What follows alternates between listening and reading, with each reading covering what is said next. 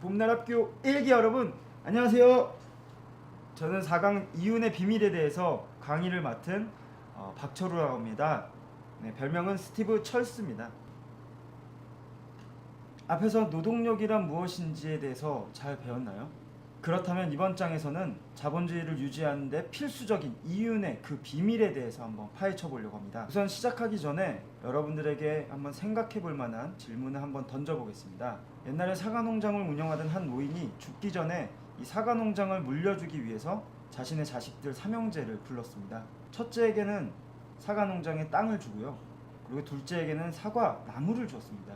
마지막으로 막내에게는 사과농장에서 일할 수 있는 운영권을 주셨어요. 아버지가 죽자 유언대로 삼형제 중에 막내는 형들이 소유한 사과밭에서 열심히 사과를 재배했어요. 시간이 지나 사과를 내다 팔아서 수익이 발생했습니다. 그렇다면 여러분들은 땅을 가지고 있는 첫째, 혹은 사과 나무를 갖고 있는 둘째, 노동을 했던 셋째, 이 중에서 누가 가장 많은 수익을 배분받아야 된다고 생각하십니까? 다음은 이걸 우리 사회에 한번 투영을 해볼까요? 한 공장이 있습니다. 이 공장의 한 사장은 자신이 공장을 지을 땅과 그리고 공장의 기계들 그리고 원료까지 다 샀습니다. 그리고 마지막으로 이 공장에서 일할 수 있는 노동자 한 명을 고용을 했습니다. 이때 이 공장에서 수익이 발생했다면 공장장과 노동자 중에서 누가 제일 많은 돈을 가져갈까요?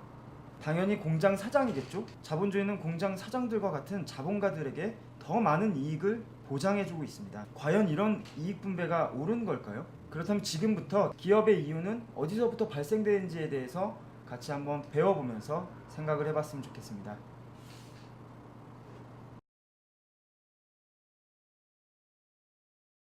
우선 자본주의에서는 자본가들이 돈, 그러니까 자본을 투여해서 더 큰 자본을 만들게 되는데요. 그 과정을 공식으로 한번 표현해 보겠습니다. 뭔가 어려울 것만 같은 영어가 나왔지만 별거 없습니다. 단순한 거예요. M, 머니의 N입니다. 기본 초기 자본이죠.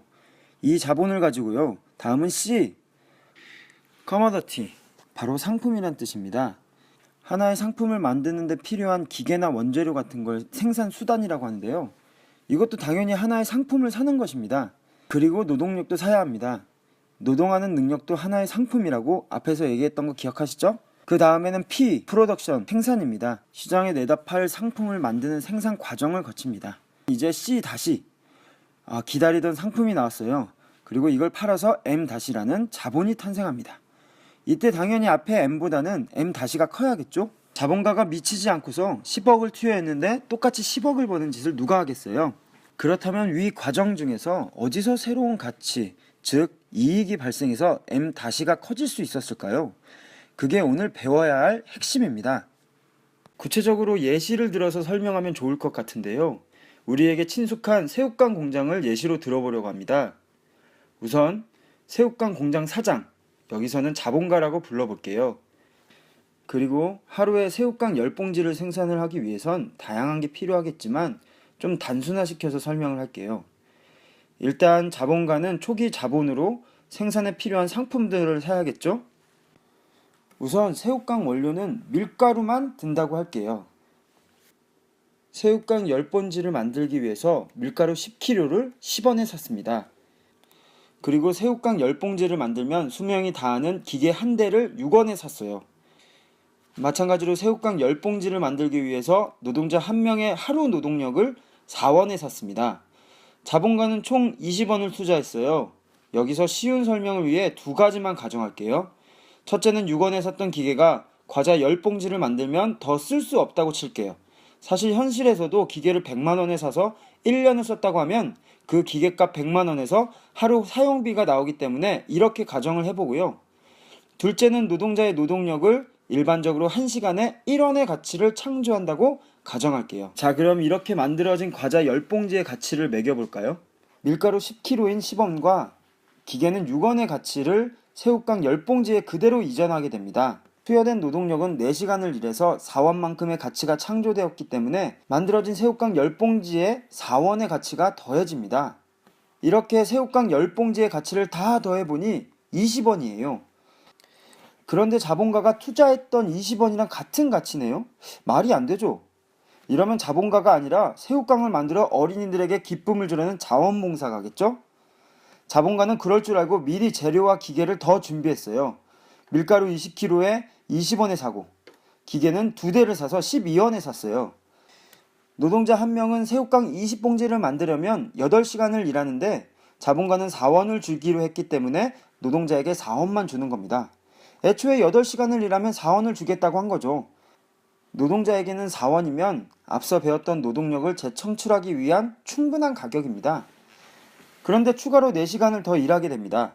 추가된 이 4시간의 노동시간 동안 잉여 가치가 만들어지는 것입니다. 결국 자본주의 사회의 생산 과정을 보면 잉여 가치, 즉 새로운 가치는 결국 노동력에서 발생되는 겁니다. 여기서 밀가루나 기계같이 가치가 단순히 이전돼서 투여된 자본은 불변 자본이라고 하고요. 노동력을 사기 위해 투여된 자본은 가치를 새롭게 창조하기 때문에 가변 자본이라고 합니다. 그렇다면 새우깡 공장에서의 투여된 노동력에 대해 다시 살펴보겠습니다. 노동자가 자기 임금을 받을 만큼의 노동시간인 4시간을 바로 필요 노동시간이라고 하고 나머지 잉여 가치를 창출하는 노동시간 4시간은 잉여 노동시간이라고 합니다. 결국 자본가는 이렇게 발생된 잉여 노동시간을 노동자들로부터 착취하여 이익을 취하게 되는 것입니다. 자본가들의 이유는 바로 여기서 생기게 됩니다. 우리가 알고 있는 이윤이란 보통 생산 과정에서 나온 생산물을 판매한 비용에서 총 투자한 비용을 뺀 나머지 순이익을 말하죠. 이윤은 앞에서 배웠듯이 사실은 노동자의 잉여 노동을 통해 발생한 잉여 가치를 자본가가 착취해서 나오는 것인데요. 이윤이라고 표현을 하면 자본가의 착취라는 본질적 모습은 잘 알 수가 없습니다. 그렇다면 자본가들은 어떤 방법으로 이윤율을 증가시키는지 알아보겠습니다. 우선 이윤율이란 만들어진 잉여 가치를 투여된 자본으로 나누는 것입니다. 이 공식대로 생각한다면 만들어진 잉여 가치가 높을수록 혹은 투여된 자본이 적을수록 이윤율이 높아지겠죠? 이윤율을 증가시키는 첫 번째 방법은 잉여 가치를 높이는 것입니다. 잉여 가치를 높이기 위한 방법으로 여러분이 잘 알고 있는 기술을 진보시키는 방법이 있습니다. 하루에 새우깡 100개를 만드는 기계를 하루에 200개를 만드는 기계로 진보시키는 겁니다. 물론 그 기계가 직접적으로 이윤을 만들어주는 것은 아닙니다. 기계가 빨라졌으니 바로 노동자들의 필요 노동 시간이 줄어들어서 잉여 노동 시간이 늘어나고 자본가가 더 많은 잉여 가치를 착취할 수 있게 되었습니다. 하지만 이런 기술의 진보는 한계가 있습니다. 이것은 순간적인 차익일 뿐 언젠간 자본가들끼리의 경쟁을 통해서 사회적으로 그 기술이 일반화되면 상품 자체의 가치가 오히려 떨어집니다. 전체적으로 새우깡 가격이 떨어지면서 사회적으로 인정받는 노동력의 가치도 떨어지게 됩니다. 그래서 이 기술 진보로 일시적으로 창출되었던 잉여 가치는 더 이상 나오지 않습니다. 그래서 이걸 특별 잉여 가치라고 합니다. 잉여 가치를 더 높이기 위해서 하루 임금을 똑같이 주면서 노동 시간을 늘리는 방법도 있습니다. 필요 노동 시간 이후에 모든 노동 시간은 잉여 노동 시간이 되는 겁니다. 여러분이 알바에서 그런 경험이 있으신가요? 출근은 꼭 10분 전에 해야 하고 퇴근은 정시가 된 뒤에도 눈치를 보다가 5분, 10분 늦게까지 일했던 경험이요. 그럼 우리는 하루에 20분을 무상으로 더 일을 합니다. 한 달 30일이면 600분, 무려 10시간을 무상으로 일해줍니다. 몇 년 동안 이렇게 된다면 적은 시간은 아니겠죠? 혹은 연장 근로수당도 잘 안 주면서 연장 근무를 밥 먹듯이 시키는 회사도 많습니다. 노동자들의 노동시간을 늘릴수록 잉여 가치가 늘어납니다. 연장수당으로 노동자들에게 좀 떼어줘도 자본가에게는 훨씬 더 이익이겠죠? 또한 시간을 늘리지 않더라도 노동 강도를 높이는 방법도 있습니다. 예를 들면 쉴 틈 없이 일을 하게 합니다. 화장실을 가는 것도 눈치를 주면서요. 그리고 누가 봐도 10명은 필요한 일인데 8명이서 하게 하고 엄청 압박을 하죠. 노동자들은 빠르게 지쳐갑니다. 이것도 노동시간 연장과 마찬가지로 잉여 가치를 높일 수 있는 방법이죠. 두 번째 방법은 자본의 회전 속도를 빠르게 하는 것입니다. 자본의 회전 속도란 투하한 자본을 1년간 몇 번 회수하고 재투하할 수 있는가 하는 횟수입니다. 아까 얘기했던 자본주의 일반 공식의 과정을 빠르게 반복할수록 이윤이 더 많아지는 것입니다. 이 회전을 1년에 한 번 반복하는 것보다 2번 반복하면 더 이윤이 많아지는 것입니다. 기술의 진보도 회전 속도를 빠르게 하는 요인이기도 합니다. 노동시간 연장이나 노동 강도를 높여서 회전 속도를 빨라지게 할 수도 있습니다. 또 교대제 근무 방식 등을 통해서 노동 생산성을 높이기도 합니다. 이윤율을 높이는 세 번째 방법은 투여되는 자본 중 불변 자본을 절약하는 방법입니다. 앞에 언급한 이윤율식에서 투여된 자본이 적을수록 이윤율이 높다고 했는데요. 가변 자본인 노동력을 낮추면 오히려 잉여 가치가 적어지기 때문에 이 불변 자본을 절약해서 이윤율을 높이는 방법입니다. 예를 들면 원재료를 아끼거나 사무용품 등도 절약합니다. 심지어는 안전설비가 미비한 상태를 그대로 방치해서 자본을 아낍니다. 그래서 우리나라만 봐도 산업재해는 끊이지 않고 전국 곳곳에 구의역 김군이 끊임없이 생기고 있는 것이 현실입니다. 또 뉴스에선 재료값을 아끼기 위해 먹을 것에 나쁜 것을 넣었다는 소식은 이제는 흔한 뉴스 중 하나입니다. 최근에도 식용유를 넣어서 만든 대만 카스테라가 문제가 되기도 했었죠.